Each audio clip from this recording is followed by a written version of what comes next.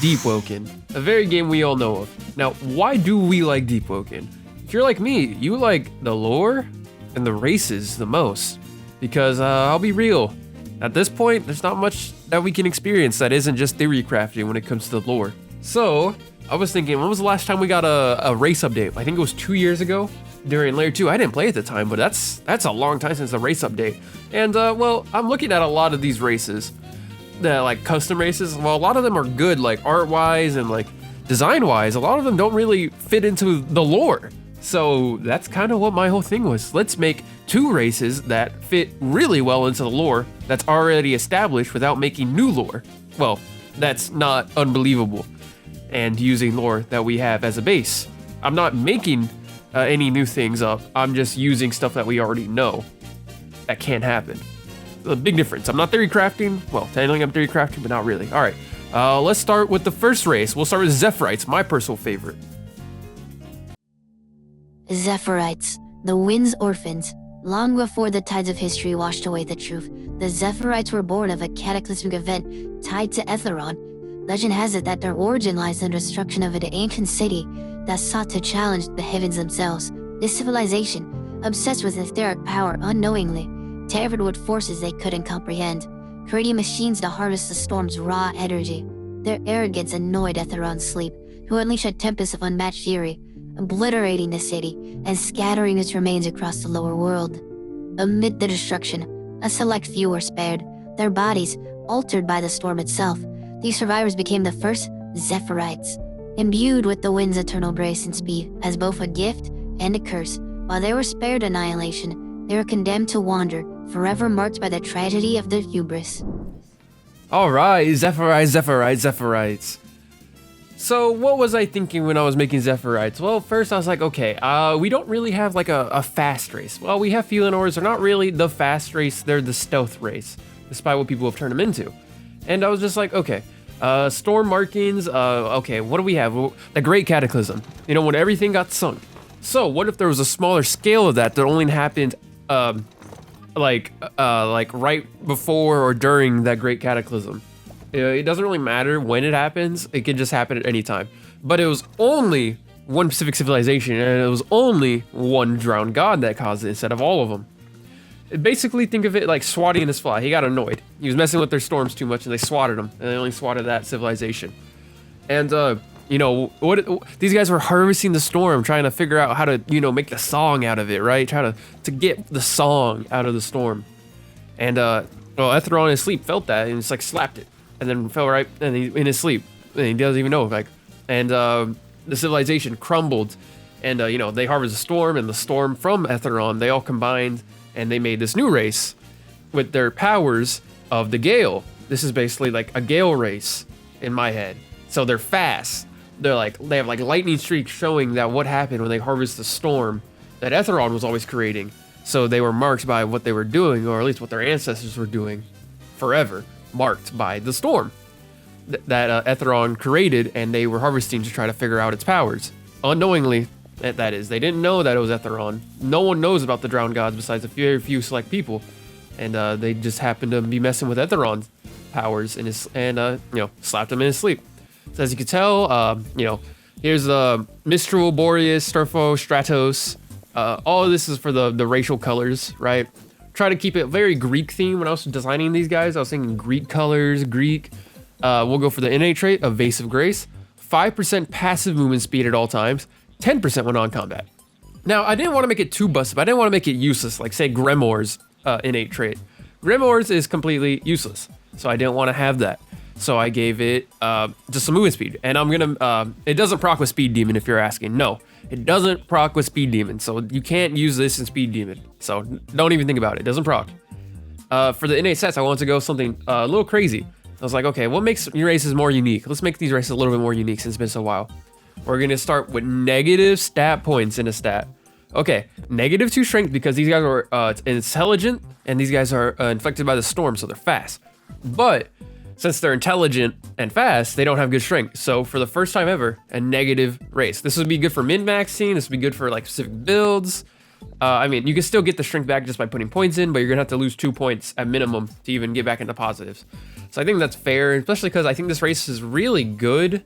Not like because it's insane, it's just like, it's this, when I was designing, it's like the speedrunner's race, the speedrunner. Like, you know, they're fast, which makes sense. These guys are affected by gale and, you know, the storm is within them, right? They're basically just really fast. All right, I think you get the point. Fast, lightning streaks around their face, they would glow. Cool lore, tell me what you think. Let's move on to the next one. Umbre skins. Umbre skin, children of the abyss. The Umbre skin are a chilling reminder of the Ministry of Intelligence's unchecked ambition. Their origin lies deep within the Void Sea, where the Ministry established a secret research outpost centuries ago. Driven by a desire to harness the Void Sea's eldritch powers, the Void Sea Ministry experimented on prisoners, condemned sailors, and even their own agents, subjecting them to prolonged exposure to the Void Sea's ether and cryptic artifacts dredged from the abyss. The results were catastrophic. The subjects began to change in unnatural ways. Their skin darkened to shades of shadow, their eyes glowed faintly, and their bodies became faintly translucent in dim light. Most perished or succumbed to madness, but a handful adapted, becoming something neither mortal nor fully of a Void Sea.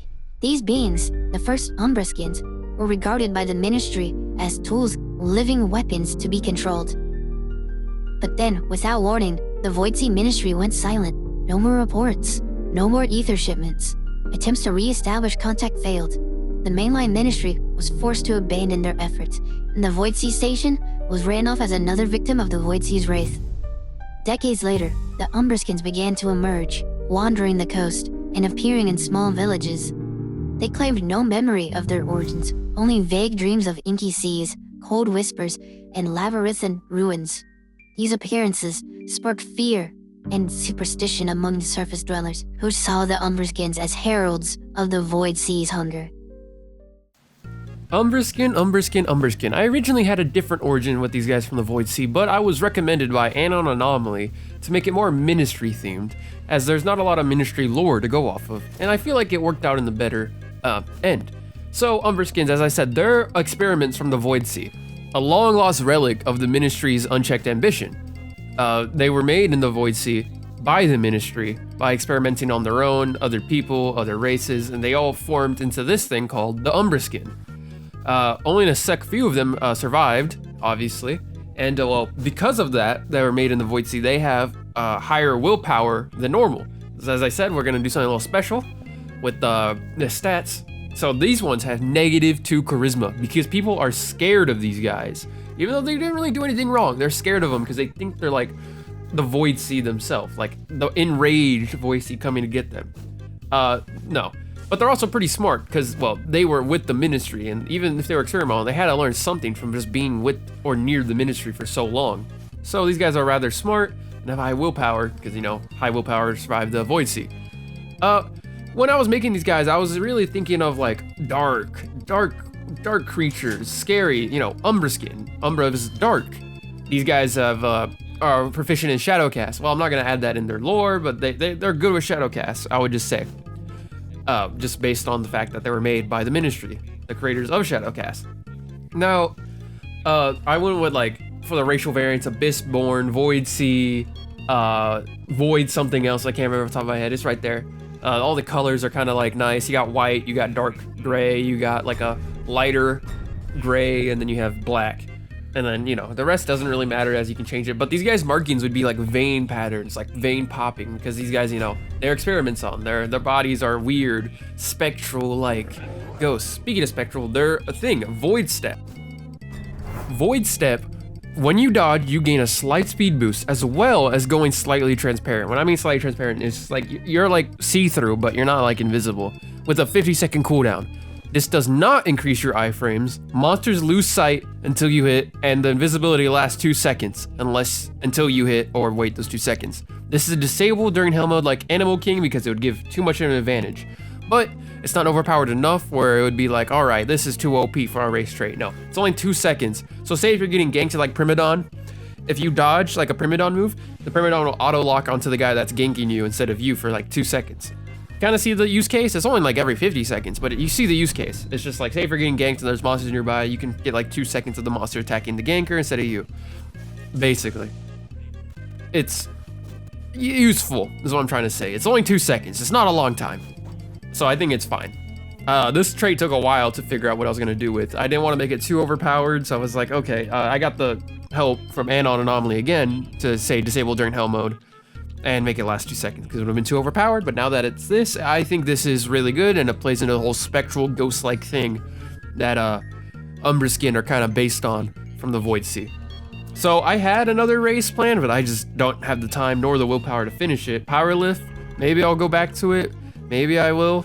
I don't really know, but it involved the ignition dungeon and being cave people basically. But hey, maybe for another video. So yeah, tell me what you think about these 2 races. Would you want to see them added to the game? If you do, put a like button, like, subscribe, Zets, and peace! It's Chaserzo, mother trucker. It's Chaserzo, snitch. Let's get some Robux tonight.